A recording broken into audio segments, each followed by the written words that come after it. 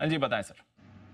हिंडाल्को के फ्यूचर्स में खरीदारी करने की राय है। और ग्लोबली मेटल्स बाउंस कर रही है। अच्छी तेजी ग्लोबल मार्केट में मेटल्स में निचले स्तरों से हो रही है। 613 का स्टॉप लॉस होगा आपके लिए, और ऊपर में 635 और 644 दो टारगेट के लिए हिंडाल्को में करनी है खरीदारी। एल्यूमिनियम स्पेशली ज़्यादा मजबूत हो रहा है। हमें पता ही नहीं, चुपचाप धीरे धीरे लगातार दीप 6 दिनों से एल्यूमिनियम पॉजिटिव बंद हो रहा है। देखिए, तो मेटल्स में भी अगर आपको कोई एक स्टॉक एक एक स्पेस चुननी है तो एल्यूमिनियम सबसे बेहतर है, बजाय इसके कि आप कॉपर, जिंक या स्टील चुने। स्टील तो हम सबसे लास्ट में चुनना चाहते हैं। नो डाउट आज स्टील में भी आपको डेड कैट बाउंस देखने को मिलेगा।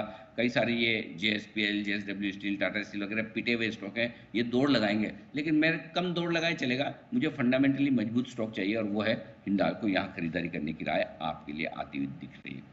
दूसरा स्टॉक है आईसीआईसीआई बैंक। अगर मैं बैंक्स पर पॉजिटिव हूँ, बैंक्स पर बुलिश हूँ, तो कौन सा बैंक खरीदा जाए, ये सवाल आता है। तो जैसा हम कह भी रहते हैं कि जिनको बहुत हाई बीटा खरीदना आरबीएल, लेकिन आरबीएल आज बैन में भी है। इंडसइंड ठीक ठाक है, लेकिन मैं प्रीफर करूंगा आईसीआईसीआई बैंक एचडीएफसी बैंक के ऊपर भी, क्योंकि एचडीएफसी बैंक वैसे घटा है 3%, थोड़ा बढ़ सकता है, लेकिन मेरे लिए आईसीआईसीआई बैंक ज़्यादा सेफ, ज़्यादा बेहतर, ज़्यादा मजबूत दिख रहा है। तो 1155 का छोटा सा स्टॉप लॉस है, सिर्फ 10 रुपये नीचे। 1180, 1190 और 1200 के तीन टारगेट के लिए आपको आईसीआईसीआई बैंक में खरीदारी करनी है। मुझे लगता है बैंकिंग शेयर की रिकवरी को लीड आईसीआईसीआई बैंक करने की कोशिश करेगा।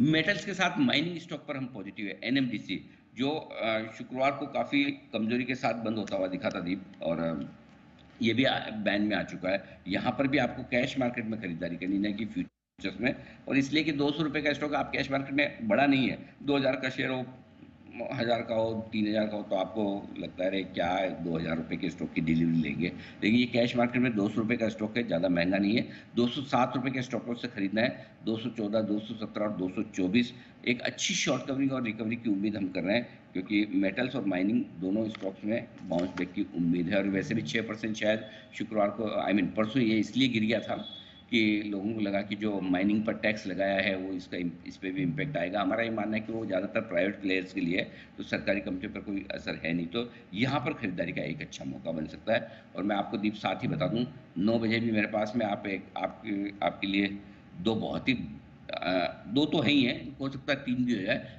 दो तो मैं शॉर्ट में बता रहा हूँ, दो बहुत ही अच्छे 2 से 3 स्टॉक हैं। तीन ही रख लीजिए चलो, स्टॉक ऑफ द डे के तौर पर। एक स्टॉक ऐसा है जहाँ पर हमारा हृदय परिवर्तन हुआ है, तो आप उस पर रिकमेंडेशन सुनेंगे तो आप थोड़ा दंग रह जाएंगे। और दूसरी चीज़ मैं बता दूं उस स्टॉक को लेकर के, हमारे जितने रिटेल इन्वेस्टर्स हैं उनके लिए अफोर्डेबल है। उस स्टॉक के बारे में वो बहुत जानना समझना भी चाहते हैं, और उन्हें लगेगा कि हाँ, ये एडवाइस पहली बार ही आ रही है मेरी तरफ से और बड़ी काम की आ रही है। तो 9 बजे stock of the day miss मत कीजिएगा। क्या बात है। तो वैसे तो हॉलीडे डेस्टिनेशन पे है अनिल जी, बट फुल जोर शोर से काम कर रहे हैं और कुछ बढ़िया आइडियाज आपके लिए लेकर आए हैं। तो 9 बजे। क्योंकि क्या होता हाँ है सर। दीप, है ना, 100, 50, 100, 200 रुपए के स्टॉक होते हैं ना, हम्म। तो सबको खरीदने में, डिलीवरी लेके रखने में मन करता है। जी। समझ तो गए होंगे समझ गए सर, बिल्कुल हिंट मिल गया कौन सी कैटेगरी का है। अब थोड़ा आप ज्वाइन द डॉट्स करिए और सोचिए कौन सा ऐसा स्टॉक आप। है जहां पर अनिल जी का हृदय परिवर्तन भी हुआ है। 9 बजे अनिल जी आपके लिए लेकर आ रहे हैं।